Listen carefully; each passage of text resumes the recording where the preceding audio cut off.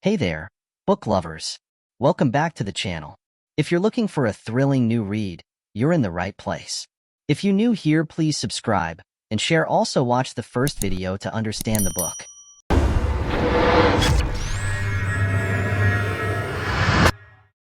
It was true that their shared past wasn't good at all, and it was also true that AASIF believed he held no feelings of love for his father. But he had just discovered that he was wrong in his belief. As soon as he heard his voice, he realized how much he loved him. The sword slipped from both his hands, and he threw himself into his father's embrace. In return, Bahar was happy with this reunion, grateful for the moment that allowed him to fulfill the last wish in his heart, to embrace his only son, even if just once in his entire life. He said, "When I heard the news of Ayer's death, I returned to see you, but I didn't find you at her house. I asked everyone in the village about you, but to no avail. Even Taj said she knew nothing about you. I thought something terrible had happened to you, my son, and that I would lose you forever." There was no time to pretend ignorance. They only had a few hours left before the fairy Kizran would kill AASIF and his friends if they didn't complete the task before sunset. So he boldly asked, "Are you still working with the Gatham organization, father?" Bahar, surprised, said, "Who told you about this?" "Taj told me everything."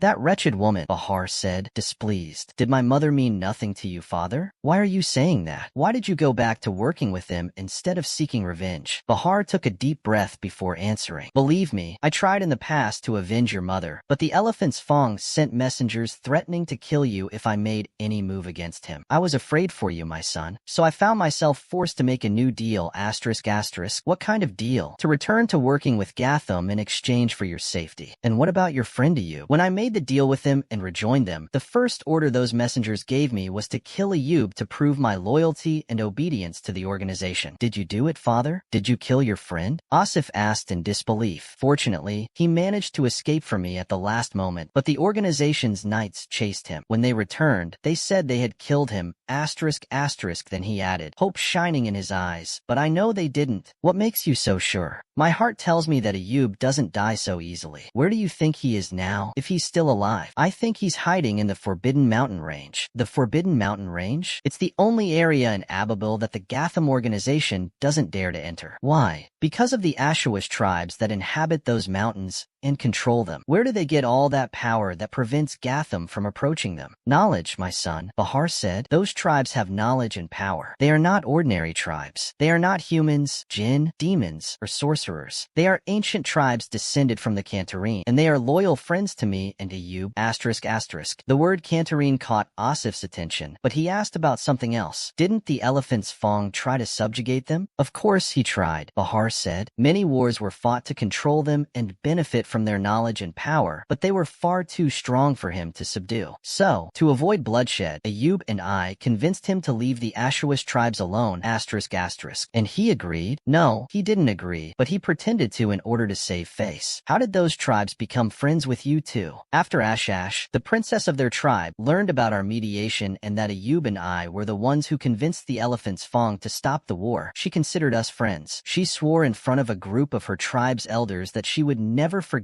what we did for them and that she would forever be indebted to us." But AASIF interrupted, still focused on the Gatham organization. "But the Gatham organization, father," his father, annoyed by the many questions, cut him off. "Why all this interest in the Gatham organization, my son?" AASIF said frankly, "Because I want to kill the elephant's Fong." Bahar protested impulsively. "Don't even think about that. He killed the woman who loved you," AASIF added with bitterness. "My mother died repeating your name. Isn't that enough for you to seek revenge?" "It's enough, my son, but you're still too young to die. What's the value of life if we live it in cowardice?" "I'm not a coward, but I love you and don't want to lose you like I lost your mother before." Bahar paused for a moment, then added, "If you've come here to kill me, then do it. Life doesn't mean much to me, but please stay away from the elephant's Fong. He's far more dangerous than you think, asterisk asterisk." AASIF remained silent, while his father continued, pleading, "Promise me you'll stay away from the elephant's Fong." "But my mother." "Father, your mother wouldn't be pleased with you, even if it's for avenging her. She wouldn't want to watch you throw yourself to death." AASIF fell silent, affected by his father's last words. Would his mother, Jumana, really not be pleased with him, watching from the other world as he faced dangers for revenge? Bahar shook him forcefully and shouted in his face, "Promise promise me you'll abandon the thought of revenge." Asif was about to promise to stop seeking revenge when an arrow, swift as lightning, pierced through the window and lodged itself in his father's heart. Everyone was struck with grief, while Bahar remained composed, steady like an ancient tree that doesn't scream no matter how many axes are driven into it. He fell to his knees without even turning to see who had shot the arrow. With trembling hands, he reached into his clothes and pulled out an old, carefully folded piece of papyrus. He whispered gently as he handed it to his son. "Do you remember, my son?" Asif opened the papyrus and saw the drawing his father had made years ago of him and his mother. In it, Asif was younger, shorter, and full of happiness and life, standing next to his beautiful, long-haired mother, smiling with eyes full of hope and optimism. "It's as if you drew it for us yesterday," Asif said with nostalgia. Bahar folded the papyrus again and placed it in his pocket, as if he wanted to take it with him to the other world. "I'm sorry that something in this world kept me away from you, but I was forced to stay away to protect you and your mother." Bahar sighed and continued, "Ah, my son, I've been infatuated with you all my life, and I've loved you like I've never loved anything else." "Please don't die," Asif said. "My friend Ayub," Bahar whispered. "What about him? If you ever meet him, convey my love and regret to him, and tell him that I know he will forgive me." He paused for a moment, as if wrestling with death, then continued with great difficulty. "He will forgive me without me offering an excuse, for he once told me that friends do not need to apologize." Suddenly, a strong scent of jasmine filled the room, which everyone could detect. Bahar raised his eyes to the ceiling and smiled shyly, like a teenager whose eyes had accidentally met those of the girl he loved. "Before leaving," he said, "your mother sends her greetings and also tells you that she loved you like she has never loved anything in her life." Out of sheer anger, Asif's left eye turned a dark red, and he and Khalil set out to search for the killer. Sarabi entered the room at that moment, her face clearly showing grief. She said, crying, "I saw the woman who shot the arrow through the window." The northerner asked in surprise, "It was a woman? She was elderly, but I couldn't see her well." The sage shouted at her, "Why didn't you scream or try to stop her?" Sarabi replied, her crying intensifying, "I don't know. I felt like there were invisible hands restraining my limbs, preventing me from speaking or moving." Asif and Khalil searched every inch of the village of Al-Jassasa for the person who shot the arrow at his father, while Khalil flew at a great height to get a better view. "Khalil, did you see anything?" shouted Asif. "Nothing," said Khalil. "Let's go see Taj. She must be able to help us with this." When he stood in front of the castle, he called out to his grandmother until she responded. "It never crossed my mind that I would see you two today," she said as she opened the gate. "Look at you, Asif. Anyone who sees you now wouldn't believe you're only in your late teens." Then she exclaimed, raising her head and looking at the sky, "And you,